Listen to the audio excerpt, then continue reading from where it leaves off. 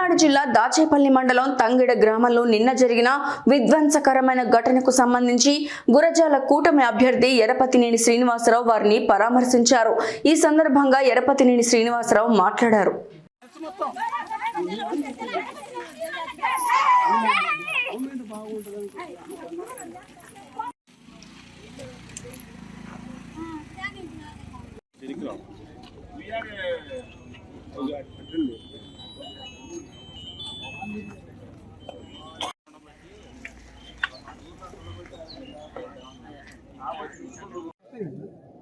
తండా Johnny భాష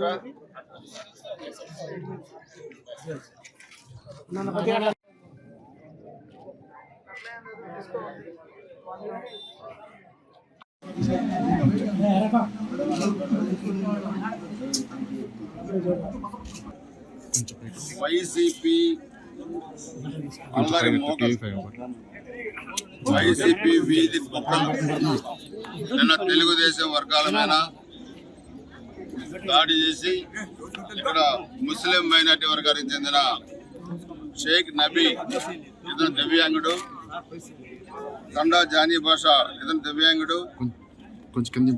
వీళ్ళిద్దరు షాపులు, మోటార్ బైకుల షాపులు, నబీది జానీ భాషది షాప్. వీళ్ళిద్దరు కూడా దివ్యాంగులు, చాలా చిన్న కుటుంబాలు, రోజు కూలి చేసుకుని బతికేవాళ్ళు, రోజు పని చేసుకొని బతికేవాళ్ళు.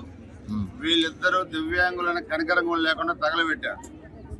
నబీ షాప్కి అయితే 10 లక్షల రూపాయలు నష్టం జరిగింది. అదేవిధంగా తండా జానీ భాష షాప్కి 4 లక్షల నష్టం జరిగింది. రంజాన్ వల్లి బైక్ షాప్ కూడా 4 లక్షల నష్టం జరిగింది. ఇది కాక దాదాపు 10 బైకులు, పాడి ఆంజనేయులు, రంగమేశ్వరం సైదా, బండి సాహెబ్ గారి నాగుల మీర, బండి సాహెబ్ గారి సుబానీ, షేక్ అల్లీ సైదా, చందలపూడి దాలి హుసేన్, షేక్ మీరా హుసేన్, షేక్ రహీం, బందాలు మహేష్, 10 బైకులు, 3 షాపులు ఈ తగలబెట్టారు. మీరు ఎదురుగా చూస్తే పోలింగ్ బూతుల మీద దాడి చేసి ఈవీఎంలను కూడా ఎత్తకెళ్లాలని చెప్పి పెట్రోల్ బాంబులు వేశారు. ఇక్కడ పెట్రోల్ బాంబులు వేసి గ్రామం మొత్తం కూడా అల్లర్లు సృష్టించి గాజు పెంకులు, పెట్రోల్ బాంబులు, రాడ్లు, కర్రలు విచక్షణారహితంగా దాడులు చేశారు. ఈవీఎంలు ఎత్తకెళ్లాలని చెప్పి చూస్తే ఒక పోలీసు కూడా లేడు ఇక్కడ ఈ పోలింగ్ బూత్. ఎందుకు ఫెయిల్ అయినా అడుగుతున్నాను. ఇది దారుణమైన మారణ కాండ. దివ్యాంగులు కూడా వదిలిపెట్టకుండా, ముస్లిం మైనార్టీ వర్గాలను కూడా వదిలిపెట్టకుండా పేదవాళ్ళని చూస్తే మీరు పశువుల్లాగా ప్రవర్తించిన మీరు మిమ్మల్ని ఎలా వదిలిపెడతారని అనుకుంటారు. మీరు అధికారం ఉంది కదా అని ఇష్టార్థంగా చెల్లగితే మీరు రేపు జూన్ 4 మాకు అధికారం వచ్చు, అప్పుడు మీరు ఏమైపోతారని అడుగుతున్నారు. అందుకని మీరు చాలా పైశాసికంగా ప్రవర్తించారు. నిన్న కూడా చూస్తే దాదాపు 10 గ్రామాలు, ఇక్కడ కానీ ఇడికేపల్లి కానీ, కరాలపాడు కానీ, తుమ్మల చెరువు కానీ, పల్లెగుంత కానీ, గోగులపాడు కానీ, దైద కానీ, అదేవిధంగా చూస్తే కోనంకి కానీ, పిన్నెల్లి కానీ, మోర్జంపాడు కానీ, చెన్నాయిపాలెం కానీ, వేమవరం కానీ, ఏంటి మీ రాక్షసు కాదు అంటే మమ్మల్ని ప్రశాంతంగా మీరు ఓట్లు వేయించుకొని మీరే అధికారంలో ఉండాలి, మీరే రాక్షసులు చేయాలి. ఇక్కడ కాసుమేషుడు వచ్చిన తర్వాత ఎంతమంది చనిపోయారు, 11 మంది కార్యకర్తలు చనిపోయారు తెలుగుదేశం పార్టీ.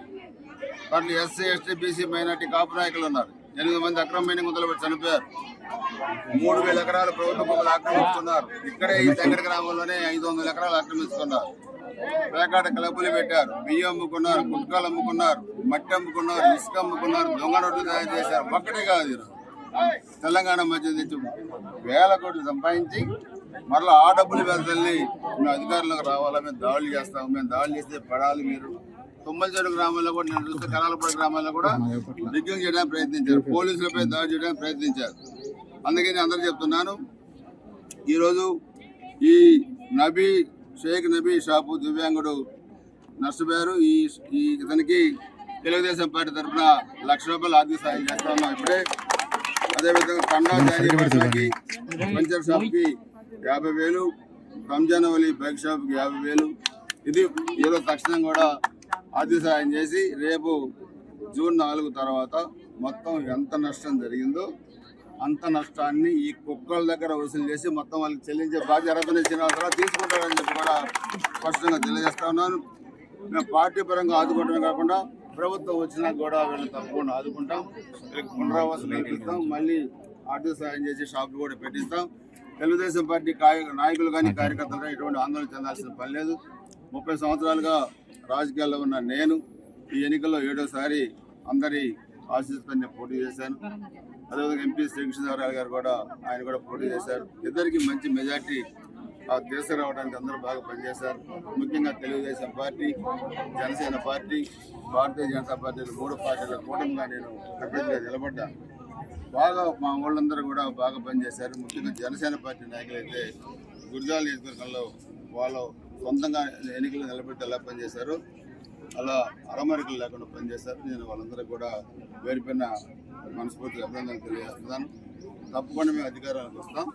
ఈ 3 పార్టీల కలయికతోని నియోజకవర్గంలో అభివృద్ధి కార్యక్రమాలు చేస్తాం. కష్టపడ్డ ప్రతి కార్యకర్తని గుర్తుపెట్టుకుంటాం. నేను డెవలప్మెంట్ వెళ్ళాం, నేను కానీ చంద్రబాబు నాయుడు గారు కానీ. వీళ్ళ అరాచకాలు మాత్రం శృతిమించిన అరాచకాలకి అడ్డుకట్ట వేస్తాం. జూన్ 4 తర్వాత ఎర్రపల్లి శ్రీనివాసరావు మార్పు రాజకీయం చూస్తారు గురజాల నియోజకవర్గంలో. బాధిత కుటుంబానికి పూర్తిగా భరోసా ఇస్తున్నాం, ఆదుకుంటాం. ఎక్కడ కూడా మానసికంగా ఇబ్బంది పడాల్సిన పని లేదు.